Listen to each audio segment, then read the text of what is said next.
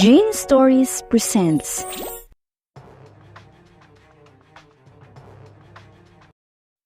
Evangeline Buenaventura is a high-paid assassin. She can kill you within a blink of an eye. A dangerous woman. Walang bumabangga at kinatatakutan. Alam niya na mahirap ang kanyang trabaho at laging nasa panganib.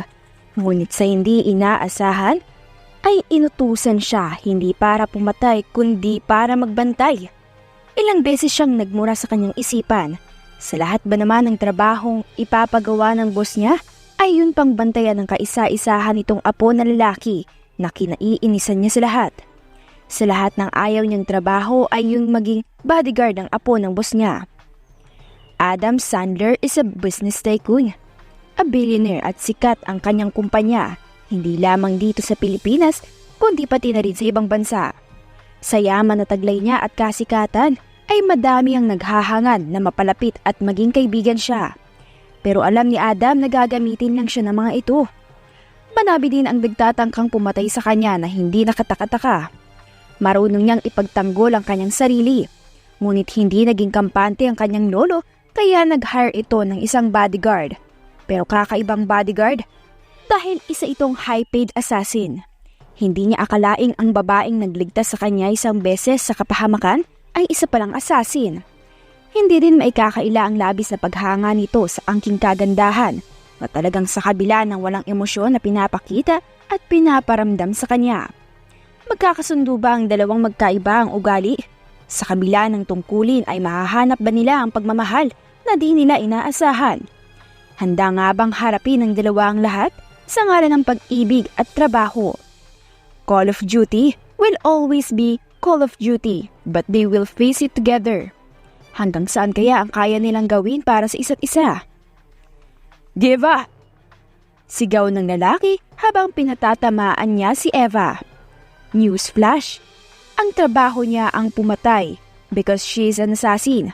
Pero ngayon, siya ang papatayin. Isang maling akala kung iniisip nilang mapapatay nila ang babaeng walang kinatatakutan. Walang sino man ang makakapatay sa kanya. Sabi ni Eva sa sarili niya. Papunta na sana ito sa kanyang boss dahil pinapatawag siya nito. Pero ang mga buwisit na to ang humarang sa daan niya papunta doon. I'm so late. Ika niya. Patuloy pa rin sila sa nagpapalitan ng bala. She said while shooting the guy behind the tree.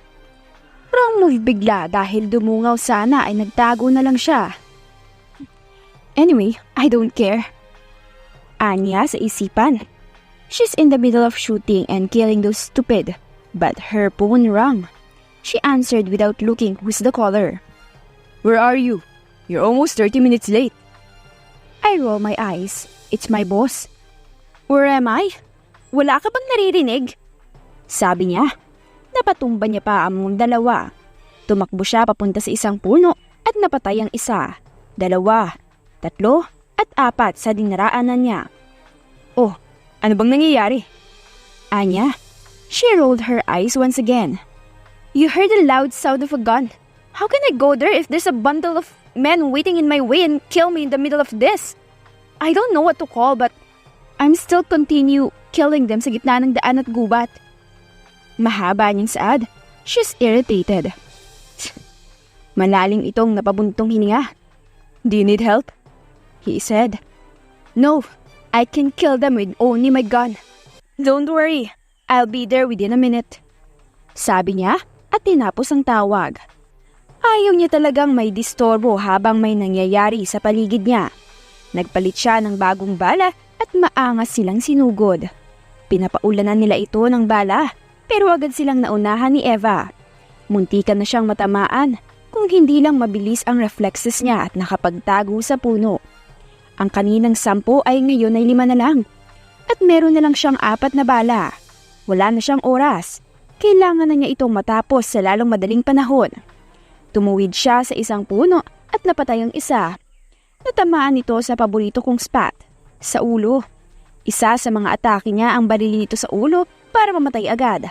Yan ang ginagawa niya kapag may papatayin siya. 2, 3, 4, hanggang 1 na lang. I smirk, seeing this man look horrified. Wala na siyang bala kaya no choice na ito kundi ang patayin ito gamit lang ang kamao niya. Wala siyang sinayang na oras habang hindi nakatingin ay mabilis niya itong sinugod at sinipa ang braso. Kaya tumilapo ng baril na hawak niya. "You!" Sigaw ng lalaki. At this time ay siya naman ang sumugod kay Eva. Sinipa niya ito pero mabilis siyang nakailag at nakaiwas dito. Before he can do it again, ay inunahan na niya ito. She kicked him hard at napahiga ito sa lupa. Kinuha ko ang baril niya at tiningnan ng bala. Marami pang bala kaya tinanggal ko ito at isang bala lang ang tinira. Nakatutok ang baril sa mukha niya habang ang kanang paa ay nasa dibdib niya. "I'll give you time to make a death wish," she said habang walang emosyong makikita sa mukha. His horrified face making me smile. Bang! Bago pa ito makapagsalita, ay binaril niya ito agad sa ulo. Now he's dead. Agad niyang tinapon ang baril at agad na nag-message kay Ben, assistant niya. "Send someone to clean this mess. I send you the exact location." Pagkatapos isend ang location ng lugar ay agad siyang umalis. She parked her motorbike at pumasok sa loob. Nakita niya kaagad si Tanda na prenteng nakaupo sa swivel chair. Winistya niya pang paupuin ito, kaya umupo rin ako sa bakanding upuan katapat ng sa kanya. "Another job?" Diretso niyang tanong. Kilala na niya ito kaya alam niyang pinatawag lang siya nito para sa trabaho. Hindi siya yung tipong tao na nagpatawag lang ng walang dahilan. "Yes," maikli niyang sagot. Kung hindi lang siya sanay paniguradong matatakot na siya sa tingin ng boss niya. He's cold and ruthless, and so I do. "Sino?" Tanong na saad niya. Sino naman kaya ang ipapa-assassinate niya? "It's not what you think. I have another job for you. It's different," he said. That make me confused. I raised a brow. Anong klaseng trabaho naman yan? Naguguluhang saad niya. It's the first time that he gave me another job. "Personal bodyguard of my grandson," he said. Personal bodyguard lang naman. Wait, what? Kulat niyang sambit habang nakanganga. Personal bodyguard? "You heard me. I need you to become a personal bodyguard of my grandson." Sabi niya na parang siya ang batas. Well, siya naman talaga. Lalo na sa trabahong kinabibilangan niya. But why? I mean, can't he protect himself? Sabi niya na naguguluhan. Why would he hire me sa ganyang klaseng trabaho? "You see, why would I hire you in this if he can protect himself?" He has a point though. Napatango na lang siya. "I need someone to protect my grandson. His life is in risk, and with your skills and capabilities, you're the only one who is qualified. I know you can protect my grandson. No buts. That's an order." Maotoridad niyang sabi. Hindi na lang siya umimik at tumango na lamang. Wala na din naman siyang magagawa. "That's all. Be back here tomorrow so that you will meet my grandson." Napalingon ang babae sa kanya at napatango ulit. Tumayo siya at inilagay ang dalawang kamay sa bulsa. Pipihitin na niya sana ang pinto, pero may pahabol pa ang matandang ito. "Please, protect my grandson." He may be cold, but we both know his weakness, and that's his grandson. I never meet and know who his grandson is, but he's lucky to have a grandfather that take care of him. "I will, old man." May cleaning sagot, habang nakatalikod pa rin. I left his soft chuckle, kaya napangiti na rin ito ng saglit, pero binalik niya na rin ang walang emosyon. Siguro ay kabastusan ang tinatawag niya sa kanya, pero he used to it. Nung bago pa ako at bago ko pa lang siya nakilala, ay yan na talaga ang tawag niya dito. Lumabas na siya at agad na sumakay sa big bike niya. Kailangan niyang magpahinga. Ngayon niya naramdaman ng sobrang pagod. "This afternoon, sir, you have a meeting with Mr. Santos. Then at 3 p.m., you will also have a meeting with our new investor, Mr. Chua," Alfred said, ang kanyang sekretarya. He just not as respond. Kakatapos lang ng meeting niya with Mr. Alvarez. He's tired but his body used to it. Being a businessman is not easy. Pero nagbunga naman lahat. Tingnan mo naman siya ngayon. He is successful and a billionaire. "Sir, may sumusunod sa atin." Natatarantang sambit ni Manong Berto, ang kanyang personal driver. Tiningnan niya ito at meron nga. Mas nagulat sila nang naglabas ito ng baril at pinaputukan sila. "Drive as fast as you can, Mang Berto." Saad niya. Patuloy pa rin silang pinagbababaril at hinahabol. He can protect himself pero hindi ito sanay. Bumunot ng baril si Alfred at gumanti din ang pagpapaputok ng baril. "Ah!" Napaigik si Alfred nang matamaan siya sa braso. "You have a shot, Alfred." Saad niya. Hindi na niya alam ang gagawin. Sinubukan niyang abutin ang kanyang cellphone at nung makuha ay agad na tumawag ng tulong para sana magamot na agad ito. Ngunit sa kamalas-malasan ay walang signal. Napasabunot siya ng buhok. Ngayon pa talaga. "Sir!" Napalingon siya kay Mang Berto. May tama rin siya. He began to panic more. Ano ba ang gagawin niya? Alam niyang marunong siyang gumamit ng baril. Pero kung matatagalan pa at walang tulong na dumating, o kung di sila makahanap ng tulong ay malalagay lalo sa peligro ang buhay nila. And worse, ay baka ikamatay pa ito. Lalo na't may tama ng bala ang dalawa niyang kasama. Natatakot siyang maubusan ito ng mga dugo. Hindi niya na namalaya na huminto ang sinasakyan nila. Nakikita niya na hirap na si Mang Berto, kaya siguro ay di na kinaya at napatigil. Ganon din kay Alfred. Mas lalo siyang nag-alala na malamang hindi lang pala isang tama ang meron sa kanila. He don't have a choice but to fight back. Agad niyang kinuha ang baril at lumabas ng sasakyan. Nagtago siya sa gilid at gumanti ng paputok. "Ah!" Daing niya nang matamaan siya sa braso. Marami pa sila at nag-iisa siya. Wala na rin siyang bala. Bagamat napatumba niya lahat pero parang di man lang sila nabawasan. "Makikita mo na si kamatayan, Adam." Nakangising sigaw ng lalaking ito. "Sisiguraduhin naming mamamatay ka ngayon. Lalo pat ang laki ng bayad ng ulo mo." Dagdag niya habang tumatawa. Napapikit na lamang siya. Marami na ring dugo ang nabawas sa kanya. He need help. We need help. Napadilat siya ng mata nung may madinig siyang papalapit na tunog ng motor. Pati din ang lalaking gusto siyang patayin ay napatigil din. Huminto ito sa di kalayuan kung saan siya naroon. Nakaharang ang sasakyan nila sa daanan kaya mahihirapan siyang makadaan.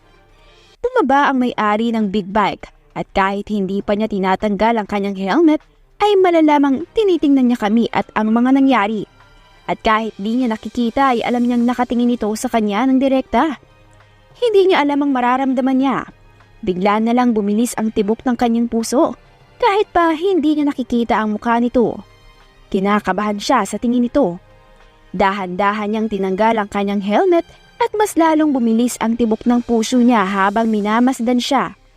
Tila parang lumagal ang oras at siya lang ang nakikita niya. Nagsuslow-mo ang paligid habang unti-unti niyang tinatanggal ang helmet na suot.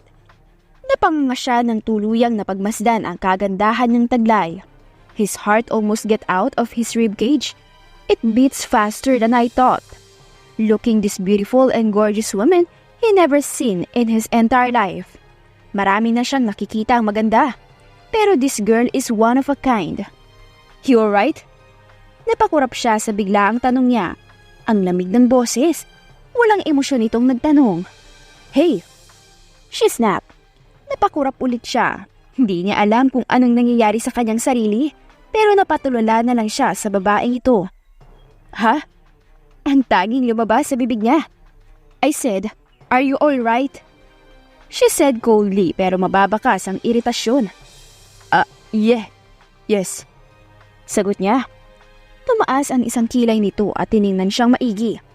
"Hoy babae, kung ayaw mong madamay dito, umalis ka na. Bibigyan pa kita ng pagkakataon para tumakas. Wala kang kinalaman dito kaya kung ayaw mong mamatay, umalis ka na." Sigaw ng lalaki. "What if I won't?" Seems all of you are having fun, so why would I go?" She smirked. One word to describe her is so cool. Ang angas. "Aba, sino sa inaakala mo? Hindi mo ba nakikita? Madami kami at mag-isa ka lang." The guy said. "Yeah, and it's unfair. Madami kayo tapos nag-iisa lang ng lalaking to." She said at tinuro pa siya. "Aba't ikaw?" Inis na sigaw ng lalaki at bubunot sana ng baril pero meron ng putok. Hindi niya napigilang tingnan at napanganga siya ulit sa gulat. Ang lalaki kanina. He's dead. May tama sa ulo. Nilingon niya ang babaeng ito. May hawak na siyang baril. Hindi niya nakitang bumunot siya. That was too fast. She's too fast. She's really cool. Literal na silang lahat ay nagulat. Sunod-sunod pa ang putok at nung tingnan niya ulit, ang mga armadong lalaki ay lahat sila'y patay na. Saktong-sakto ang tama sa ulo. Napanganga siyang nilingon ng babae. She's cold, ruthless, emotionless. Walang bahid ng pagsisisi at takot na makikita sa mukha niya. She's really too fast. Ganun-ganun lang. Ni hindi siya gumalaw sa kinatatayuan niya at lahat ng kalaban ay patay. Nilingon niya ang babae. Stand up.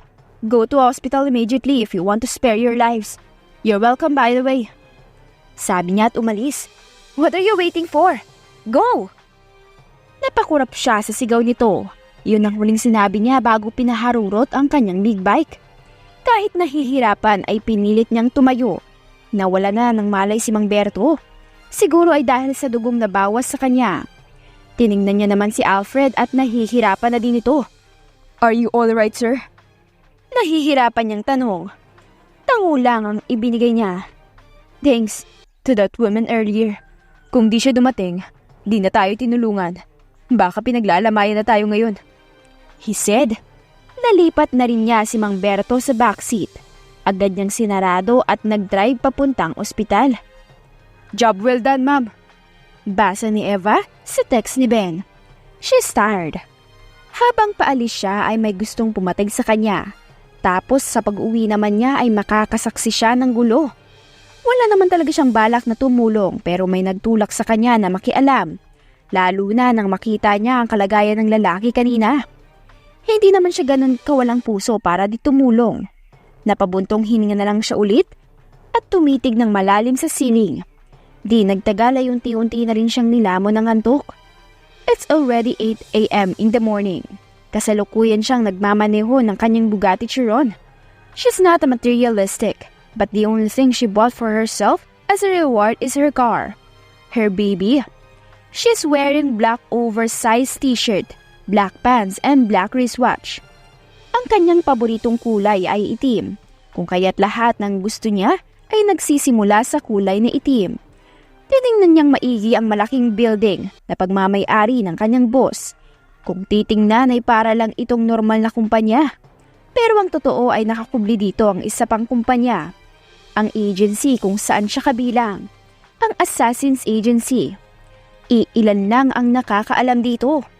Para na rin sa kaligtasan ng lahat, lalo na sa mga miyembro nito. Nakapamulsa siyang naglakad at dahil kilala siya ay bumabati sa kanya. Pero wala namang emosyon ang kanyang muka hanggang sa makapasok na siya ng elevator. At pagkarating niya sa pinakatuktok ng building kung saan ang office ni Tanda. His secretary greet her and she just nod as an answer. Wala itong pagdadalawang isip na pumasok. Don't you really know how to knock? Bungad agad sa kanya ni Tanda pagpasok niya. I know, but that's not my thing. You're so bad. That's how you greet your visitor? I'm hurt, old man. She said habang ang kanyang kamay ay nasa dibdib na nagkunwari pang nasasaktan. The old man rolled his eyes. Visitor, never mind. Mahina siyang napatawa. The old man is controlling himself not to curse. You! It's really you! Pinalik niya kaagad ang dating walang emosyon niyang muka at tiningnan ang nagsasalita. She's shocked that the guy she saved yesterday is in front of her.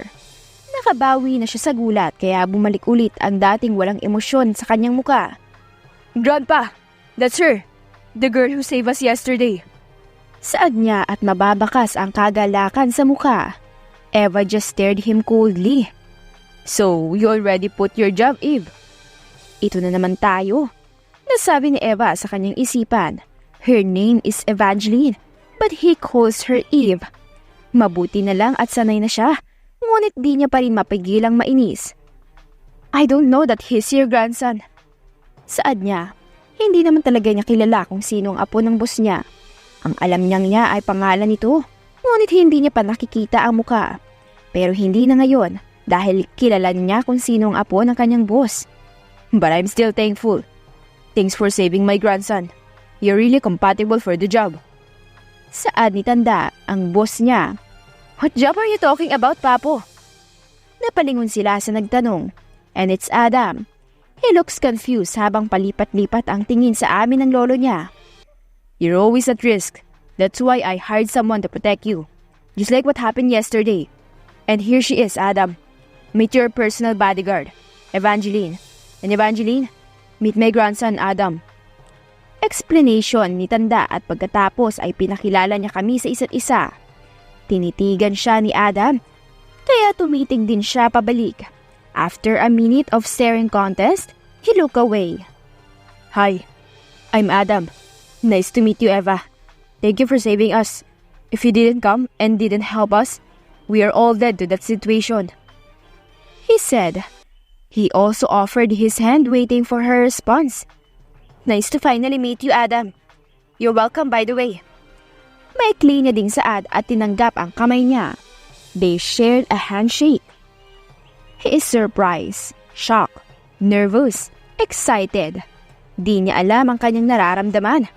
Naghahalo-halo na. Okay pa naman siya bago dumating si Ava. Pero nung pumasok siya ay hindi na niya maintindihan ang nararamdaman niya. At mas lalo siyang nagulat na magiging personal bodyguard niya ito. Hindi niya mapigilan na mapangiti. He admitted, he's attracted to her. She's gorgeous and beautiful. Hindi niya mapigilang mapahanga sa kagandahang taglay ng dalaga. Natapos din ang pag-uusap nila kanina at matiposay naman. Ngayon din magsisimula ang trabaho ni Eva. Kaya kasama niya ito ngayon papunta sa kumpanya niya. He don't have a driver because Mang Berto is still in the hospital as well as Alfred. Gusto niya sanang siya ang magmaneho. Pero bago pa man siya makapasok ay inunahan na siya ni Eva. Sit at back seat. Since your personal driver is recovering, I will be your driver. You don't have to drive because that's my job. She coldly said. Nahihimigan ng otoridad ang boses niya. Para bang wala ka nang magagawa. Wala na ngang nagawa si Adam kung hindi ang umupo na lang. Pero imbis na sa backseat, ay umupo siya sa front seat. Thank you once again. Tell me if you need or want anything. I will give it to you. Adam said sincerely and truly. Hindi siya magsasawang magpasalamat at ipakita sa babae na lubos siyang nagpapasalamat sa pagligtas niya sa kanila. You said thank you for how many times already? I said it's fine, and I don't need anything though. She replied. She said coldly pero nababakas ang inis. Napatahimik na lang siya. Ang sungit. Hindi niya naman maipagkakaila na ilang beses na niyang nagpasalamat sa kanya. Hindi niya mapigilan ng sarili. Talagang malaki ang utang na loob niya sa dalaga. Kaya niyang ibigay lahat ng gusto nito bilang kabayaran sa kabutihang pinakita ng dalaga. We're here, she said. At naunang lumabas. Bubuksan niya sana ang front seat pero naunahan siya ni Eva. Wala na itong nagawa at lumabas. Nauna si Adam na naglakad habang si Eva ay nakasunod sa kanya. Good morning, sir. Bati ng mga empleyado niya. Good morning. Bati niya din pabalik. Pero ang kaninang masaya ang mukha ay napalitan ng pagtataka at takot nang makita nila si Eva. Her aura is really scary. Guys, meet my personal bodyguard. Evangeline Benaventura. Pagpapakilala niya kay Eva. May nagulat at natakot pero bumati pa din sila.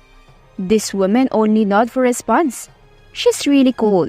Nagpatuloy sila sa paglalakad at sumakay sa personal elevator niya. His office is on the last building, sa pinakataas. Pagkarating nila ay binati agad siya ni Kim, ang pumalit pansamantala kay Alfred bilang sekretary niya. Bumati din siya pabalik at pinakilala din si Eva. Katulad ng iba ay gulat at takot din ang makikita sa mukha niya. Pero nagpilit pa rin siya ng ngiti as usual. Eva answered nod as a response. Masok sila sa loob. She roamed her eyes in his office. Nag-alala tuloy siya. Baka kasi hindi niya magustuhan ang disenyo ng office niya. Well, his office has this old style design. Nahahati sa color black at gray. The ambience is good. At glass wall naman kaya makikita ang labas pero hindi makikita ang loob. Do you like the design of my office? Di niya napigilang magtanong. Yeah, I like everything if they have black color, she said. Nakahinga naman ito ng maluwag. Mabuti na lang talaga at nilagyan niya ng color black to. Wala. Naisip niya lang kasi na ang angas pag black ang color ng office niya. Manitingnan. Call me if you need anything. Dagdag niya pa. Napatango na lang ito. Mabuti na lang at nilagyan din nila ng isa pang table dito sa loob. Medyo malayo sa pwesto niya pero makikita niya pa din naman siya. Ginawa niya kaagad ang trabaho at sa dami ng pipirmahan ay hindi niya nagawa pa at namalayan na lunchtime na.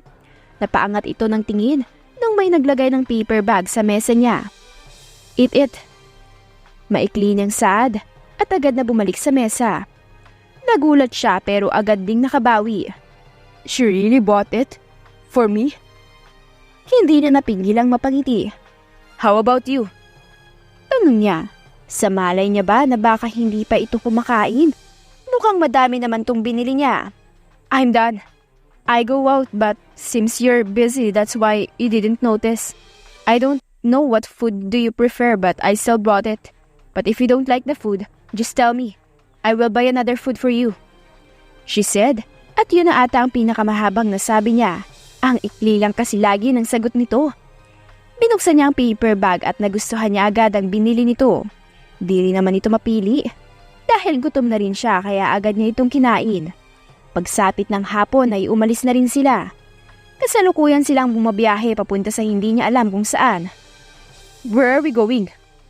Di niya napigilang magtanong. Hindi kasi pamilyar ang dinadaanan nila. My house. Napatango na lang siya at di na lang nagsalita. Ilang minuto pa ay huminto sila sa di gaanong kalakihang bahay. 2-story house. Makikilala mo talaga na sa kanya ito dahil sa kulay itim na nakapalibot sa bahay.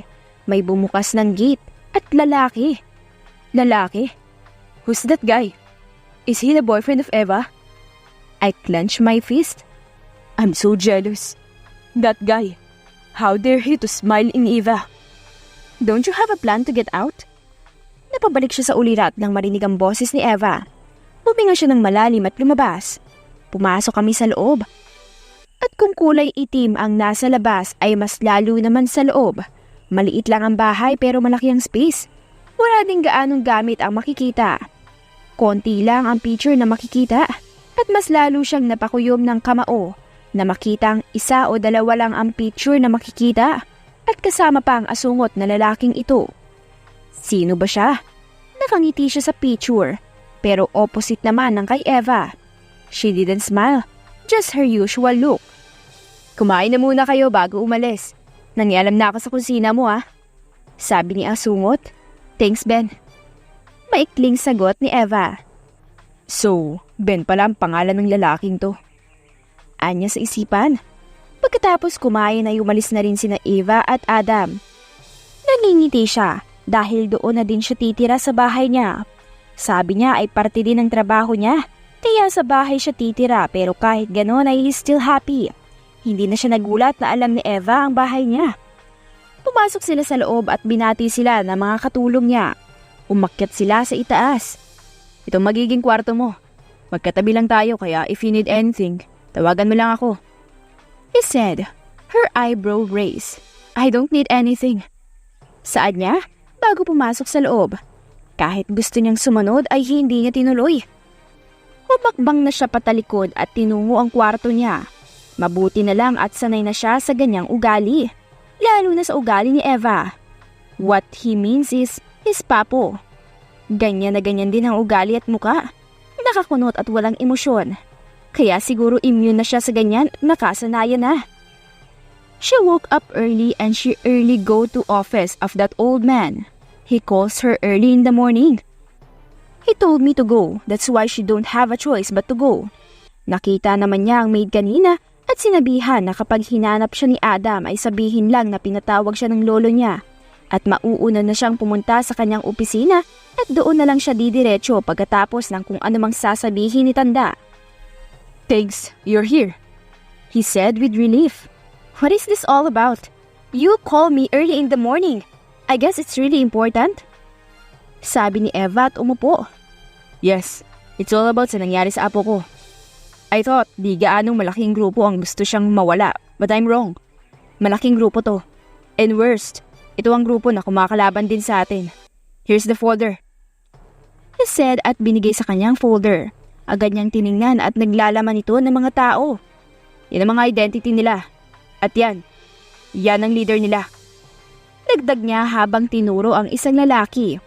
Walang emosyon niyang tiningnan ang bawat mukha nila. Nandyan din ang pagkakakilanlan nila at ang kanilang trabahong iligal. Sabi niya ulit. Di niya namalaya na minuto na pala siyang nakatingin dito. Di na siya magtataka kung paano niya nakuha ang mga ganitong impormasyon. He's not to be called as retired assassin if wala siyang koneksyon. Kilala ang matandang ito sa underground. Oo, magulo at iligal ang underground, pero kaibahan lang si tanda. Hindi siya gumagawa ng iligal. Siguro ay pagpatay. Oo, ganun din naman siya, pero hindi sila katulad ng iba na nagbebenta ng pinagbabawal na gamot at mga babae para gawing prostitute. Wala silang pinalalampas na bata. Hindi na rin sila nangingialam dahil kapag nasa underground ka, ay wag na wag mong paiirali ng emosyon mo. Mahirap magtiwala kung lahat ay may hinahangad. Lahat ay gumagamit ng tao para sa pansariling kagustuhan. Kung gusto mong umangat, use people but never ever trust them. Wala kang dapat pagkatiwalaan kung hindi ang sarili mo lang. Ang takbo ng underground at sa labas ay walang pagkakaiba. Pumapatay at gumagamit ng tao for their selfishness. Everyone is greedy for money and power.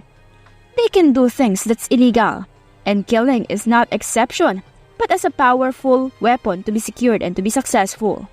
The number one rules in the underground is killed or be killed. You're a former assassin. Why didn't you teach your grandson about your skills? You know that it's better to kill than to be killed, right? What is your reason? She asked confusedly. For his skills and capabilities, alam niyang kaya niyang turuan ng kanyang apo at sa malamang ay maging magaling ito. O baka naman ay higit pa. Hindi niya lang maintindihan kung bakit di na sinali o pinapaalam ang isa pa niyang kumpanya. Ang kumpanya sa underground. I lost his parents and I don't want to lose him too. He's the only family I have. I want to give him a natural life. A life, not my life before. I'm scared to lose him. I don't want him to experience what I've done. Mahina niyang sabi at ngayon niya nakita ang ganyang emosyon sa mukha nito.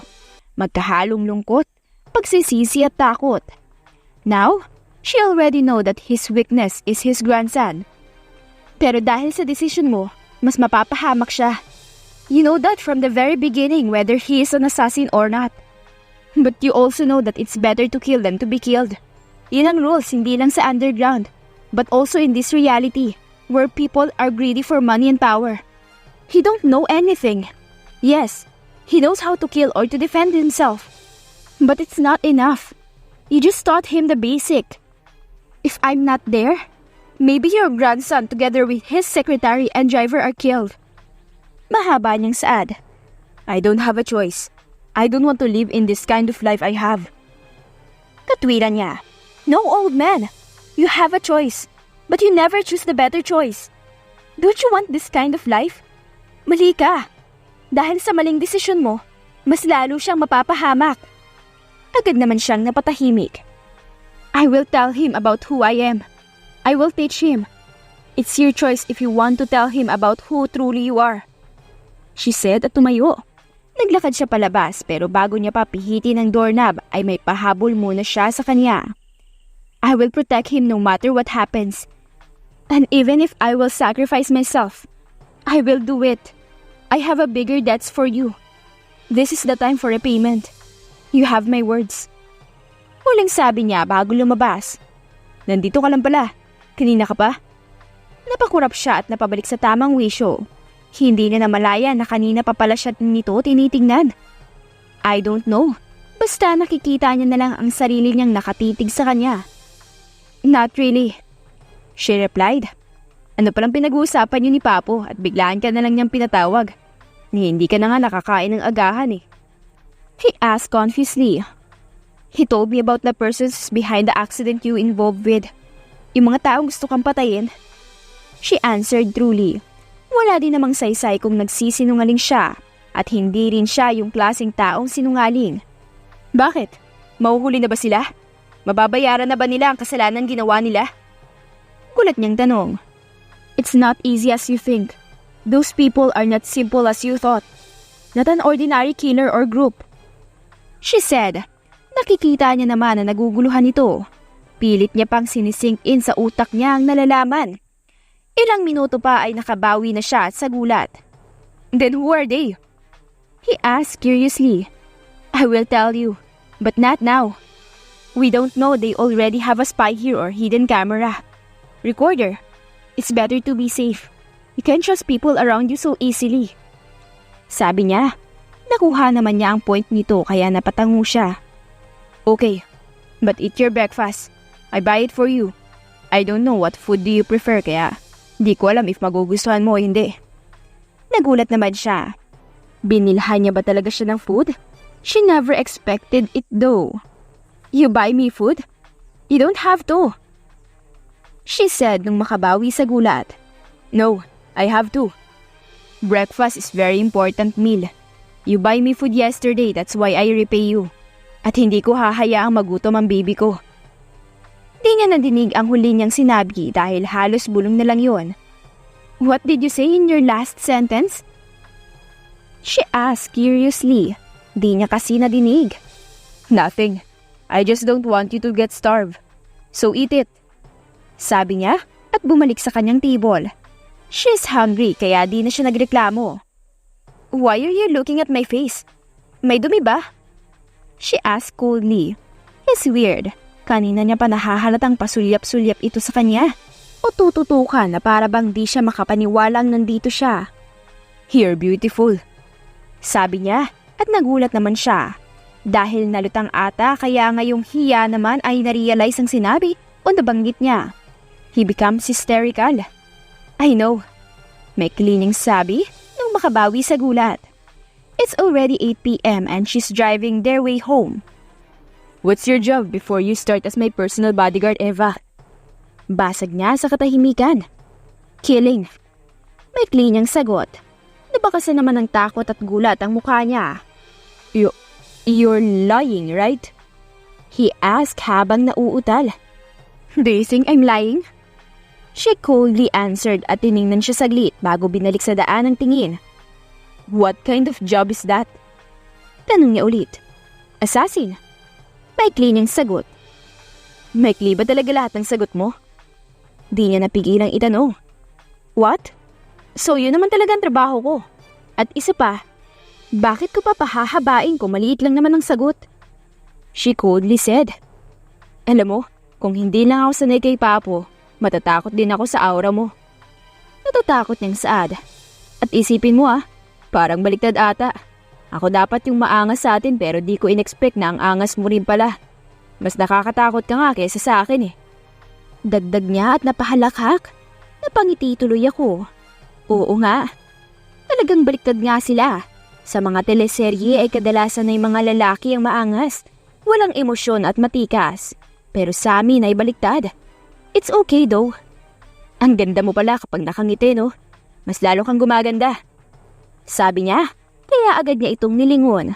Nakikita niya ang kislap at pagkamangha sa mga mata niya. Di siya nakapagsalita. I feel so honored to see you smiling. It's my first time to see you smile. Lagi ka kasi nakakunot. Kaya nakakamangha at nakakagulat. Dagdag niya pa na mas lalong napatahimik sa kanya. It's her first time to smile. Dahil sa lalaking to ay nagagawa niya ang mga bagay na di niya nagagawa dati. Isa na doon ang umiti. Naging mahaba pa ang pag-uusap namin at may mga nalaman na mga personal sa buhay kagaya ng mga ayaw at hindi. At di na niya ipagtataka na madinig ang sariling tumatawa o di kaya yung ngumingiti. She thought she would never learn or experience how to smile. And it's good in the chest to smile or laugh. At madaldal si Adam. Hinding-hindi ka maboboard kapag kasama ka niya at nakakahawa din ang tawa niya. Well, he have a deep voice. And when he laugh, it roars in the car. Patuloy pa rin siyang nagmamaneho. And even she doesn't see it, she noticed na may sumusunod sa kanila. Fasten your seatbelt, she said. Napatigil naman siya sa pagsasalita at naguguluhang tumingin sa kanya. "They are following us," she added.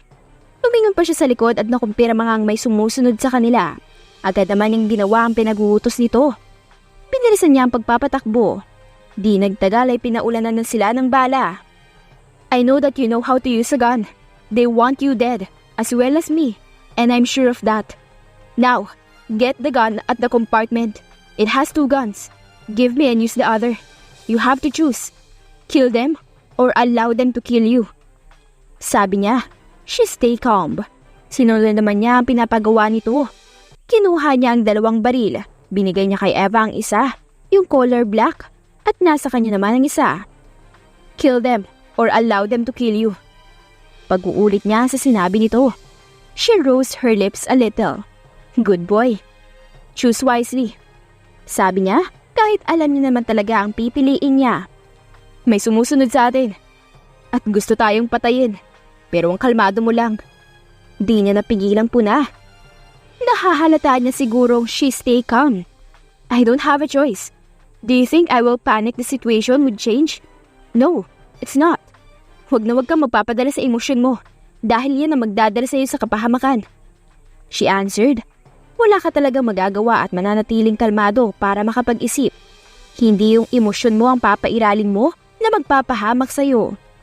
Patuloy pa rin silang pinapaulunan ng bala at ganun din ang ginagawa nila. Hindi niya alam kung saan sila, basta ay patuloy lang siya sa pagmamaneho. Dumungaw siya sa bintana ng kotse. Pinaulanan niya ng bala, hindi sila kundi ang kanilang gulong para hindi sila makasunod. Napalangiwi siya sa sakit. "Natamaan ka." Nag-aalan niyang sambit. "I'm fine. Malayo to sa bituka. I'm used to it though. May mas malala pa nga dito," she said coolly, pero parang hindi ata kumbinsido si Adam. "Are you sure?" Tanong niya na parang sinisigurado kung nagsasabi ba siya ng totoo o nagpapanggap lang. "Yeah, call your papo. We can fight against them. There's so many," she said. Kaya naman nila sila, pero paniguradong mauubusan sila ng bala. Konti lang kasi ang dala niya. "I tried, not just calling but texting him also. It's just no signal here again. Lagi na lang walang signal kung kailan kailangan ko ng tulong." He frustratedly said, "We don't have a choice but to fight back hanggang magkasignal tayo," she said. Pinapaulanan pa din sila ng bala hanggang sa pati ang gulong nila ay pinuntirya. Alam niyang natamaan dahil bumabagal ang takbo nila. She don't have a choice at itinigil ang sasakyan. Lumabas siya at binuksan ang passenger seat. "Let's go. It's not safety here. May tama ang gulong natin at paniguradong malapit sila. Kaya before it happens, tatakbo na tayo. Mauubusan na rin ako ng bala." Pahaba niyang saad. Mabuti at di naman siya tumutol. Pumasok sila sa kagubatan at dahil gabi na ay madilim ang kanilang dinadaanan. Pero nakakapag-adjust pa rin siya. Kahit may tama sa kaliwang braso at umaagos na ang dugo ay binilisan niya ang paglakad. Ang braso niyang may tama ng baril ay nakahawak sa kamay ni Adam at ang isang kamay ay hawak ang baril. "Find them! Hindi pa yun nakakalayo!" Dinig na dinig ng sigaw ng kung sino. "Faster, Adam!" she said. Lakad lang sila ng lakad hanggang sa bumungad sa kanila ang isang bangin. "Saan tayo dadaan? Bangin na yan?" Tanong ni Adam. Dead end na ito. Wala na silang ibang madadaanan at kapag bumalik sila ay nakaharang naman ng mga tauhan ng kung sinong Poncio Pilatong iyon. "Hanapin nyo!" Agad silang napalingon sa sigaw. Malapit na sila. Naghanap agad siya ng pwedeng pagtaguan at nung may mahanap ay agad niyang hinila si Adam. "Boss, bangin na po dito," sabi ng isang tauhan. Nandito na nga sila. "Nandito lang mga yun sa malapit. Hanapin nyo. Nagtatago lang yun dito. Nararamdaman ko." Sigaw ng boss ng kung sino. They remain silent. Nahihirapan sila sa posisyon nila but they don't have a choice. Nakahiga si Adam at pumatong siya sa kanya. Hindi sila mahahalata dahil na din sa damong nakaharang. Damang-dama nila ang dalawa ang pawis at ang bilis ng tibok ng isa't isa. "Adam Sandler, where are you? Oh crap! Evangeline Buenaventura! Where did you hide? Huh? Where did you hide, Adam Sandler? Do you think you can escape from me, huh? No! Run as fast as you can. Hide as long as you want. But I'll make sure. If I catch you, you will face death. You will experience hell in my hands. He said. She already know who it is. I'm waiting, boy. Anya sa isipan, kung hindi lang sila tagilid ay paniguradong patay ka ngayon. But not just her life is in risk, but also Adam. She promised to that old man that she will protect his grandson no matter what happens. Even if it cost her her life. Boss, may narinig kaming ingay papunta doon. Paniguradong sila yon. Sabi ng isang tauhan. Ano pang ginagawa nyo? Sundan nyo na. Sundan nyo bago pa mawala. Pagalit na utos ng hangal na boss na to. Nung maramdaman niyang wala na sila at kanilang presensya, ay agad siyang bumangon at ganun din si Adam. Kailangan na nilang makaalis dito. Nangihina na din siya. Marami ng dugo ang nabawas sa kanya. Lakad lang sila ng lakad. Pati pagtakbo ay ginawa na nila. Alam din nilang pareho na malayo na sila sa kanila. Hindi na nila alam kung saan sila. Ang mahalaga ay makahanap sila ng pansamantalang pagtataguan. Kailangan niya ding magamot. Kahit di niya nakikita ay nararamdaman niyang namumutla na siya. Hindi niya na alam kung ilang oras na silang lakad at takbo. She's tired at alam niyang ganun din si Adam. Alam kong nahihirapan ka na. Sumakay ka na sa likod ko. Marami ng dugong nakuha sa'yo.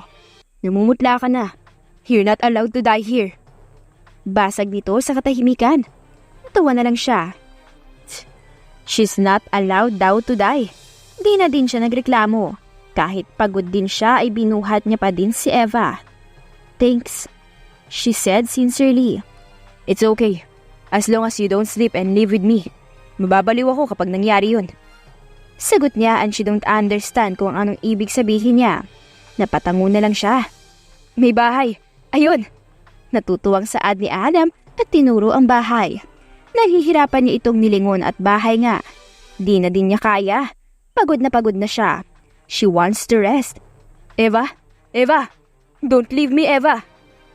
Muling dinig niya bago siya nawala ng malay. Sinag ng araw ang tumama sa mukha niya. Agad siyang napamulat ng mata. Malabo pa ang paningin niya hanggang sa naging malinaw na. Bumungad sa kanya ang maliit na kwarto. Ang kama na gawa sa kawayan. May benda na rin ang kaliwang braso niya. Where am I? Tanong niya pero naalala niya na bago siya mawala ng malay ay may nakitang bahay si Adam at baka ito na yun. And speaking of Adam, where is he? Mabuti na lang at gising ka na. Kamusta ng pakiramdam mo, Iha? Napalingon siya sa nagsalita. Isang matandang babae.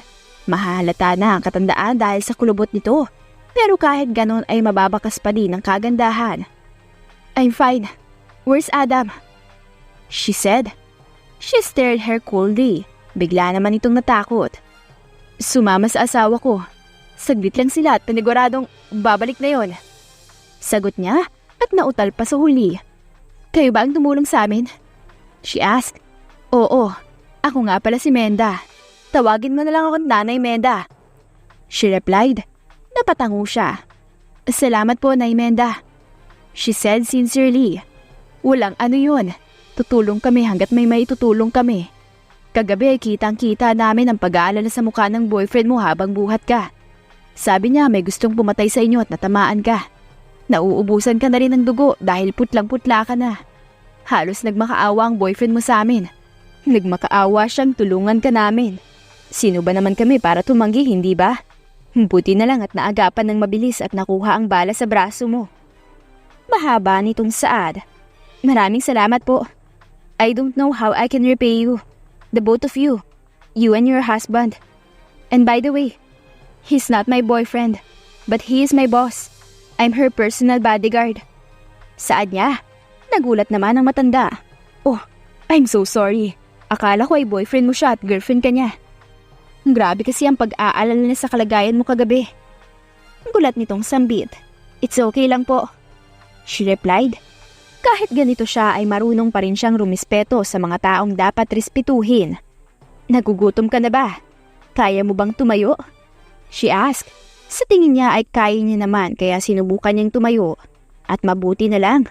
Nahihirapan pa siya dahil siguro sa matinding pagod pero di naman gaano. Inalalayan siya ni Naimenda. Pinaupo siya at pinaghanda ng makakain. Fried bangus at kanin ang bumungad sa kanya. Kumakain ka ba nito? Sa itsura niyo pa lang ay parang alam kong may kaya kayo sa buhay. Sabihin mo lang kung ayaw mo at ipagluluto kita ng iba. Sabi niya. No, it's okay. Di naman po ako mapili. Hanggat nakakain ay kakainin ko nang walang reklamo. She replied. Napangiti naman ang matanda. Alam mo bang ang sagot mo ay ganon din sa sagot ng batang lalaking yon? Sabi niya kakainin niya lahat basta makakain. Sabi niya at ngumiti na parang may naalala. Tipid lang din siyang ngumiti at sinimulan ng kumain. Ngayon nang nakita ang buong lugar at na-appreciate niya kaagad. Ang ganda ng tanawin. Maraming bulaklak at puno ang nakatayo at nakatanim. Makikita din dito ang magagandang burol. Ang sarap madinig ng mga huni ng mga ibon. It's relaxing and calming. Okay ka na ba? Wala na bang masakit sa'yo? Gulat niyang nilingon si Adam. Hindi niya namalayan na tumabi na pala ito sa kanya. May bench kasi dito sa labas. Well, parang bench na din ito, pero pang probinsya style ata. I'm not so sure. You startled me. Kanina ka pa? Sabi niya. Yeah, sobrang namamangha ka sa lugar at di mo namalayan na tumabi na ako. Pagdating namin ikaw agad ang pinuntahan ko. Wala ka na sa kwarto mo. Tatakot ako na baka iniwan mo ko dito pero sabi ni Nanay Menda na nandito ka lang sa likod at nagpapahangin. Kaya nakahinga ako ng maluwag. Kala ko iniwan mo na ako eh. Mahaba niyang saad. She don't know pero biglang bumilis ang tibok ng puso niya habang nadidinig siyang natatakot siyang iwan siya at mawala ito. This man is really into something. To answer your question, I'm fine. Medyo mabigat pa ang katawan ko pero kaya naman. And don't worry, I can leave you here. Kaya rest assured na hindi kita iiwanan. She replied. By the way, yung tungkol sa kagabi, alam mo kung sino sila, di ba? He asked. Yes. She replied. How? He asked again. Your grandfather told me. Nasabi ko na, yung sumusunod sa ating kagabi, ay sila din yung nang-ambush sa inyo. She replied. Alam kong maraming tanong ang umiikot sa ulo mo. Pero hear me out, okay? I will explain it to you. Especially who I really was. Saad niya at tumango naman ito. You really know that I'm assassin. Of course, my job is killing. As well as assassination. Inuutusan niya ako kapag may gusto siyang ipapatay na tao. Don't get me wrong. We don't kill kind people. Sa mundong kinabibilangan ko, isa lang ang dapat mangyari. Kill them or allow them to kill you. Kill or be killed. Underground is very dangerous place. Iba't ibang tao pero iisa lang ang hangad. Money and power. I belong to an agency. My boss is your grandfather. He hired me to be your personal bodyguard. She explained. Wait, what? May papo? He asked confusedly. Yes, I don't have the right to say this but we don't have time. You need to know it. Your grandfather is a former assassin in underground. She said, I am assassin as well. But he retired and now he is my boss. I have a big debts for him. My life is miserable. I don't have a family nor parents. I joined the underground. I do killing in underground battle. Sa mundong yon, matira matibay. I trust easily. That's why they take me for their advantage. I almost died. But your grandfather helped me. He was my savior back then. He trained me. All his skills and capabilities. Tinuro niya sa akin. Nakaganti ako sa mga taong sumira at gumamit sa akin. I killed them all in my bare hands. After that, I lived the underground. I mean, my life in the underground. Your grandfather offered me a job and I said yes. And that job is to become an assassin. Dagdag niya pa. Magkahalong gulat ang makikita sa mukha ni Adam. Mukhang pilit niya pang sinisink in ang mga nalaman. You know what? When he offered me another job, I expected that it's all about assassination. But I'm wrong. He hired me as your personal bodyguard. Because he knows that your life is in danger. I'm confused why he didn't train you. But then, he said he wants to protect you. He's scared of losing you because you're the only one of his family. I already explained to him that the choices he made, he chose the wrong answer. In this world that full of greedy people, it is important to know how to protect yourself. Yes, I know you can protect yourself but not enough. Alam ko mga basic lang ang alam mo. You don't have a proper training. Now, I will give you a choice.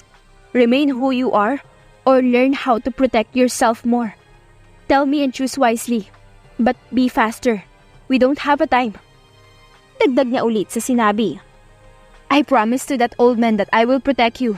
But not all the time I'll be there. Kaya mas mabuting alam mo din kung paano ipagtanggol ang sarili mo. She said. Tahimik lang siya pero alam niyang pinag-iisipan ito. Alright, teach me then. Sagot niya pagsapit ng ilang minutong pag-iisip. Tumahimik siya at hinintay siyang mag-isip at magdesisyon sa sarili niya o kung ano ba talaga ang gusto nito. Good to hear that. Let's start the training tomorrow. She said. Napatango naman ito. Ready yourself. Sasabihin ko sa iyong hindi magiging madali ito. Tumatakbo ang oras pero sigurado akong sapat naman tayo para matutunan mo ang lahat. O di kaya ay kahit ang kalahati lang. Dagdag niya. Tiningnan niya muna siya bago siya tumango. Napatahimik sila ng ilang minuto. Where have you been pala? Basag niya sa katahimikan. Nakalimutan niyang itanong siya kanina. Nilingon niya naman si Eva. Sa bayan, naghahanap ako ng signal o di kaya ay landline. Tinawagan ko si Papo at humingi ng tulong. Ang layo pala ng narating natin. Dadating ang mga tauhan ni Papo pero di ko alam kung kailan. Pero sabi niya paparating na. Sabi niya, okay. Tanging nasabi niya at bigla ulit silang natahimik. Napaubo siya sa sakit. Ang lakas sumipa ng babaeng ito. Ang sakit ng dibdib niya. Basic pa lang yan. Sinabi ko naman sa'yo. I won't be too easy. Tayo, laban. She said coldly. Kanina pa sila dito at madami akong bugbog at pasang natatanggap mula sa kanya. Natamaan niya naman siya pero parang wala lang sa kanya. Siya yung lalaki dito. Pero grabe naman ang babae. Aray! Ang kamay ko! Mababali yan! Hey! Yung braso ko! Aray! Sigaw niya. Nakuha ba naman ni Eva ang kamay niya at nilagay sa likod? Ang sakit pala, parang mababali. Ibang klase talaga ang babaeng to. Mamamatay siya ng maaga, hindi dahil sa bala, kundi dahil sa kanya. Don't let your guard down, Adam. She said. Oo na, time out muna tayo. Pagod na ako, Eva. He replied. Pagod na talaga siya. Ilang oras na din sila dito. 5 a.m. pa lang ay ginising na siya ni Eva. Nag-jogging sila ng 1 oras. Tapos ay pagsapit ng 6 a.m. ay training na agad. Huminto sila para kumain ng agahan. Tapos ay balik na naman. Alright, 10 minutes. She replied. Ang konti ng 10 minutes. Hinihingal pa nga siya eh. Tumango na lang siya at di na nagreklamo dahil baka ano pa ang gawin nito sa kanya. Pasalamat na lang talaga siya at di pa to naiinis sa kanya. Mahaba ang pasensya niya lalo na dito sa training. Umpo silang dalawa sa upuan malapit sa puno. Ang presko ng hangin. Salamat pala at mahaba ang pasensya mo habang tinuturuan ako. Basag niya sa katahimikan. Hindi ka rin naman mahirap turuan. Madali kang matuto. Kailangan mo lang ng improvement. She replied. Napangiti naman ako. Sa konting ganun niya lang ay kinikilig na siya. Wala namang masama kapag kinikilig ang lalaki, hindi ba? Ay, mababaliw talaga siya sa babaeng to. Ipapakita niya pa sa kanya na determinado siyang matuto para sa susunod ay hindi niya na lang mapoprotektahan ng sarili kundi pati na rin si Eva. Pag naging malakas siya at kayang lumaban, ay kaya na rin niyang protektahan ang kanyang sarili at kung sino man. Tama, gagaling pa siya. Magiging magaling siya. 10 minutes is enough. Back to training. She said. Ay. He said at sumaludo pa. Napangiti naman siya dahil doon. Pero agad ding binalik sa dati ang walang emosyong muka. Suntok, sipa, ilag. Ganyan ang ginagawa nila. Natatamaan siya syempre. Magaling ang babaeng to. Pero di siya nagreklamo. Kapag tumitilapon siya o natutumba sa sipa at suntok nito, ay tumatayo agad siya. Kahit napaigik na siya sa sakit, ay laban pa rin. Kailangan niyang ipakita sa kanya na kaya niya. Maraming tinuro si Eva sa kanya at ginagamit niya yon sa laban nila. Kailangan niya lang makakuha ng perfect timing para siya naman ang makorner niya. Palagi na lang siya Kahit anong gawin niya ay hindi niya talaga kayang makorner ito. Then he realized, if hindi siya makuha sa ganun ay gagawa siya ng ibang paraan para ma-distract siya hanggang sa napangiti siya. Alam niya na. Ang ganda mo talaga, Eva, he said. Natigilan naman ito. Bingo! Wala siyang sinayang na oras. Nagulat siya at agad na nakabawi. Pero na-corner na niya si Eva. Ganun lang pala. Natumba at napahiga siya. At si Eva ang nasa ibabaw niya. Sa wakas, na-corner din kita. Masaya niyang sambit. Tiningnan niya si Eva. Ang ganda ng mga mata niya. She have brown eyes na litaw ang kulay. Matangos na ilong. Makinis na muka at manipis na mapupulang labi. Hindi niya alam kung ano ang nangyayari sa kanya, pero parang gusto niyang halikan si Eva. Di niya alam kung anong gagawin niya, pero unti-unti nang lumalapit ang mukha niya at hinalikan ito. Nakita ang gulat sa mga mata niya. Dilat na dilat ang mga mata nito. Ang lambot ng labi niya. Agad naman siyang humiwalay sa kanya, at saka siya nagulat. He chuckled softly. Ang cute. Mas lalo siyang gumaganda. Why did you kiss me? She asked confusedly at nautal pa. Napangiti siya. Marunong palang mautal ang isang Eva. Because I want to.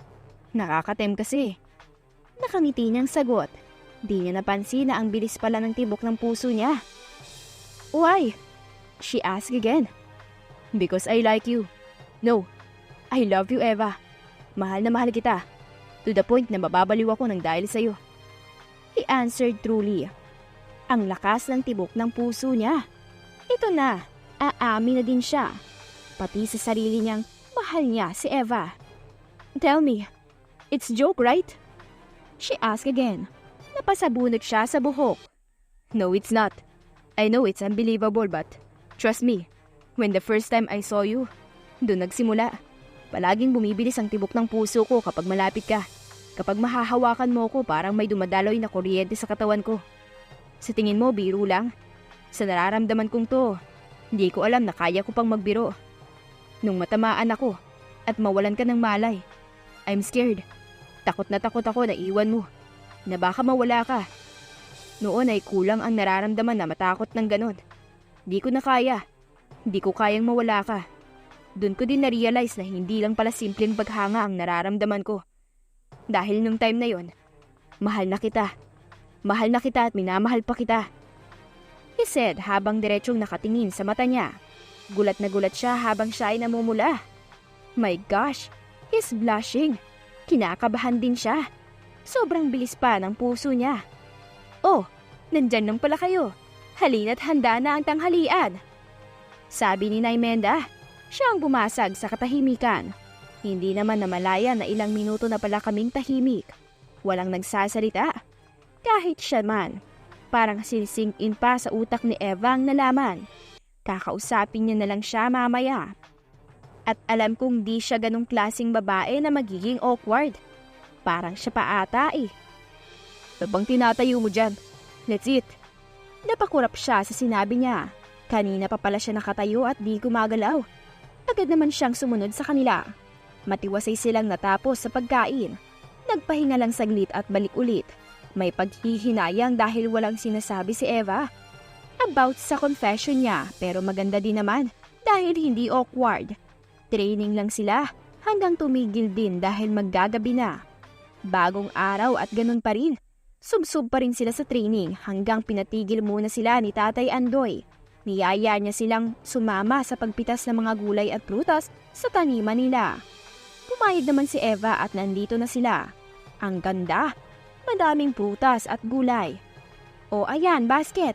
Pumitas kayo ng gulay at prutas dyan. Naimenda said. Agad niya itong tinanggap. Pitas lang sila ng pitas, pero inaalam din naman kung dapat na ba itong pitasin. Enjoy na enjoy sila at alam niyang lalo na si Eva na namamangha ito at ngumingiti. Tinawanan din siya ng mag-asawa dahil hindi marunong pumitas at tanong na tanong kung anong klaseng gulay o prutas ito. Halatang walang alam. Ganun din naman siya. Pero alam niya naman ang iba. Pati siya ay natatawa na rin, kaya di rin siya nakaligtas at tumawa din. Ang gandang pakinggan ng tawa niya hanggang sumapit ang hapon at gumayak na sila pa uwi. Ibebenta daw nila Tatay Andoy ang ibang pinitas at iba naman ay kanilang uulamin. Nandito sila ngayon sa hapag. Masaya silang nag-uusap habang kumakain. Nakangiti rin sila at paniguradong mamimiss nila ito. Sa 2 araw nila rito ay naging malapit sila sa mag-asawa.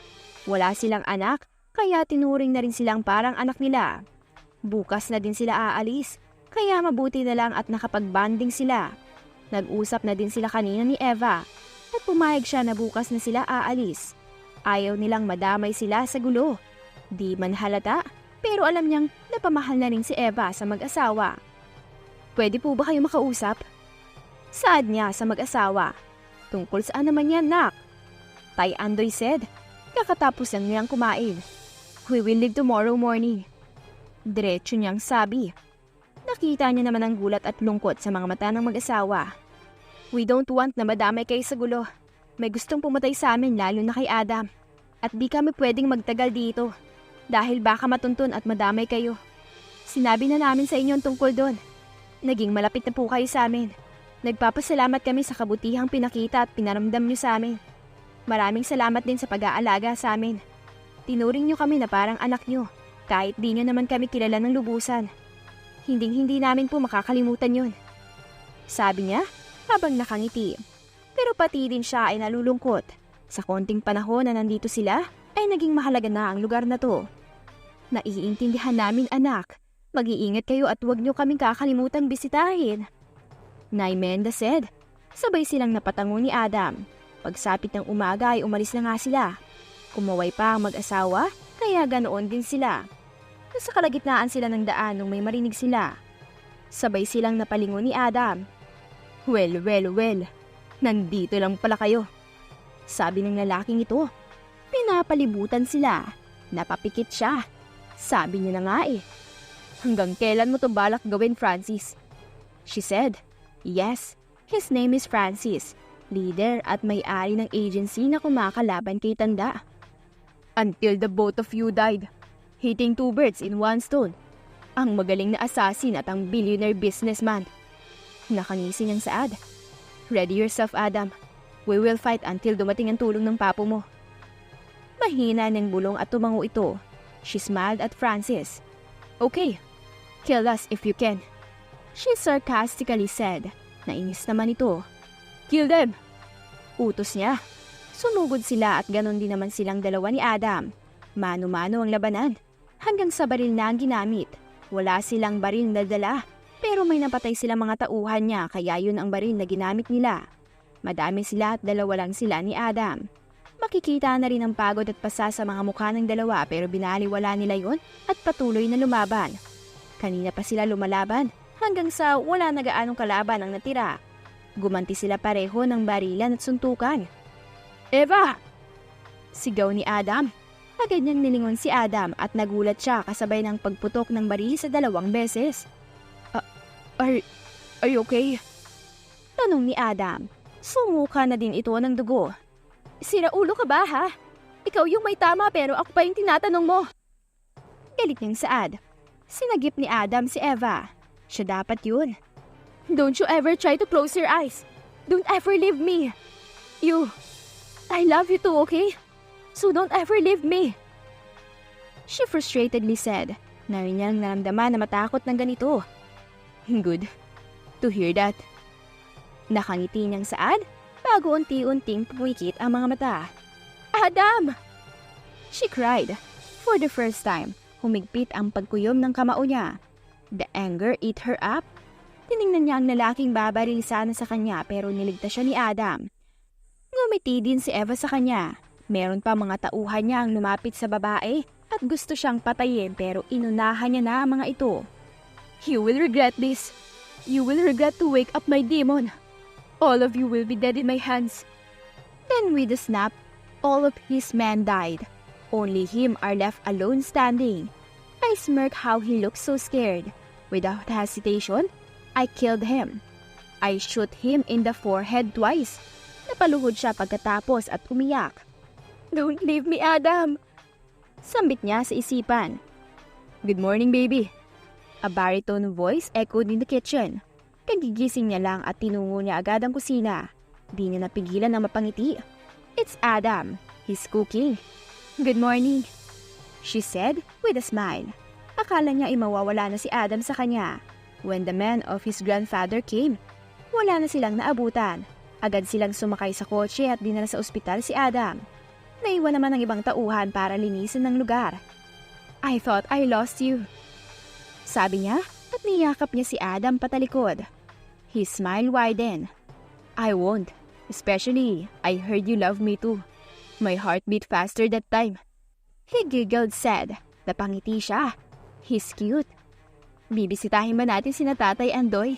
It's been a month, she said habang nakayakap pa rin siya kay Adam. Alam niya. Okay. She's so clingy. Hindi niya din naman kasi mapigilan. Yes, I miss them too, he said. Humiwalay siya nung hinanda niya na ang mesa. Me too.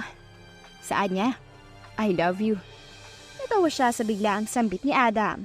Ito talagang lalaking to. He never failed Eva to blush. Anong nakain mo? She teased him. Napasimangot naman ito. I want to say it. I really love you, he said with a pout. She chuckled. Mas lalo siyang napasimangot nang marinig ang pagtawa niya. I love you too, baby, she said. His smile widened and she noticed his face redden as well as his ears. So adorable, so cute. Marami pa silang pagdadaanan, but they will fight this together. Love is really unpredictable. It can change a person. It can give motivation and inspiration. She is very thankful to that. For Adam, for coming into her life. He changed her. He never failed her to experience new things. She's grateful to have him, and she loved him truly. This is Evangeline Buenaventura, signing off. At dyan na po nagtatapos ang ating kwentong pinamagatang The Call of Duty. If you like the story, please don't forget to like, comment, share, and subscribe for more wonderful stories.